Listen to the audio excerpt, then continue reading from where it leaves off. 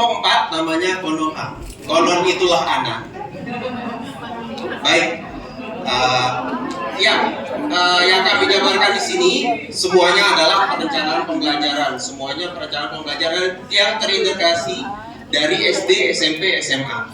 Nah, namun intinya dari semua ini, selain perencanaan pembelajaran, jadi agak nih. Baik, selain perencanaan pembelajaran, yang poin paling penting itu adalah pengawasan, kemudian monitoring. Jadi monitoring atau namanya adalah SIMONET, sistem monitoring dan evaluasi. Jadi seperti itu. Selain perencanaan pembelajaran di sini dan juga sistem monitoring dan evaluasi, kita juga harus meningkatkan kompetensi guru-guru kita.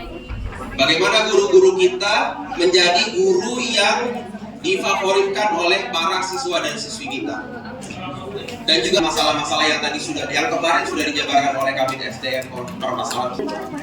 Di dalam kepemimpinan sekolah atau di dalam sekolah itu memang kita ditugaskan atau diberi beban untuk memperbaiki karakter, untuk memperbaiki peserta didik kita.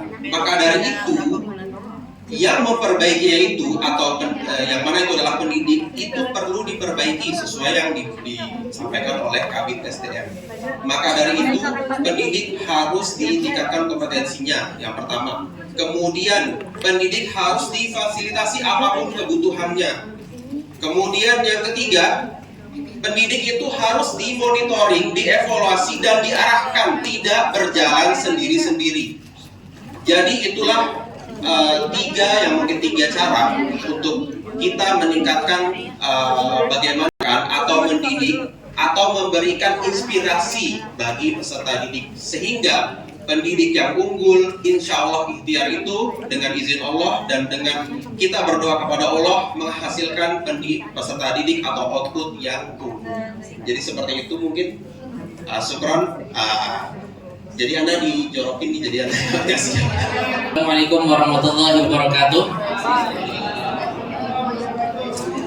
Teman-teman yang dimuliakan oleh Allah Subhanahu wa taala, izinkan kami sedikit memberikan gambaran atau presentasi terkait dengan hasil kesepakatan kami bersama, yaitu terkait dengan tugas pada hari ini. Di sini dari beberapa poin yang telah didiskusikan atau kita jabarkan, ada 3 hal yang sangat kita soroti. Yang pertama, dalam dunia pendidikan itu yang harus kita tanamkan kepada para guru, pada pendidik, dan juga kepada para siswa dan segenap yang terkait dengan pendidikan adalah bagaimana urgensinya ilmu. Bagaimana kita menanamkan konsep itu, kemudian mengembangkan dan memberikan materi-materi tentang pendalaman suatu materi, baik itu kepada siswa, peserta didik maupun kepada guru. Kemudian yang kedua, di sini harus kita mampu memberikan memfasilitasi kepada peserta didik maupun pada guru, ya, supaya mereka bisa lebih berkreasi, mengembangkan minat dan bakatnya, supaya menciptakan suatu pendidikan yang dinamis dan berkesinambungan, begitu. Kemudian yang ketiga,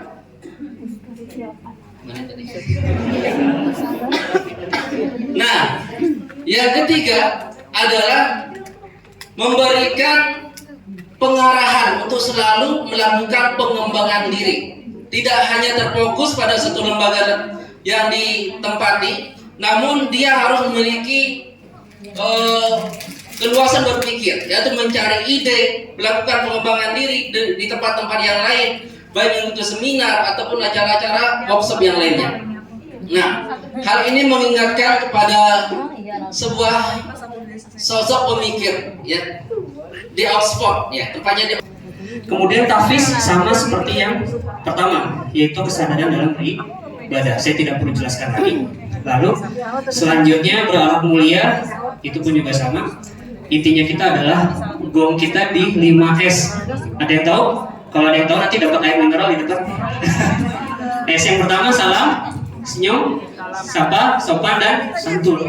Masalahnya 5S ini itu udah kurang. Ya kosakata dari awal itu sampai nanti goalsnya itu di SMA itu anak-anak bisa apa namanya itu cacicus gitu kan ya. Kemudian pas mereka tausiah itu kultum di depan itu enggak gitu ya. Jadi udah lancar bahasa Arabnya gitu. Kayak Pak Haji Romli ngomong bahasa Arab langsung connecting itu artinya apa ya. Soalnya selama ini kalau Pak Haji Romli sama Ustaz Meteor bahasa Arab, saya tuh mikirnya mereka gibahin saya nih. Soalnya saya nggak paham gitu. Gitu keistimewaan yang kita punya seperti itu. Jadi tujuan kegiatan keterampilan itu kayak di SMA, di SMP, di SD itu ada kegiatan masak-masak. Itu salah satu kegiatan untuk keterampilan. Bagaimana cara memegang pisau, oke, bagaimana cara memegang gunting dan segala macamnya itu penting. Nah ini sangat penting sekali. Kemudian untuk teknologi, ya balik lagi untuk pengembangan dari keterampilan kita bisa galakan yang namanya kegiatan pembelajaran berbasis ICT. Lanjut untuk kadar umat, nah di sini ada organisasi kelas, kemudian OSIS dan segala macamnya.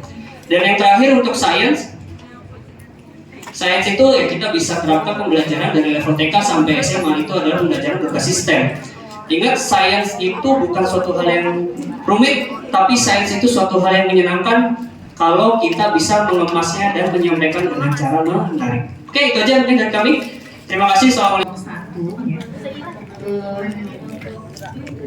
Penjelasan mungkin kita lebih kepada ini ya, bahwa pendidikan itu selayaknya kita menanam sebuah sebatang pohon ya. Kalau di mungkin di beberapa ayat ya, kita bisa mengambil dari surat Ibrahim ayat 24 ya.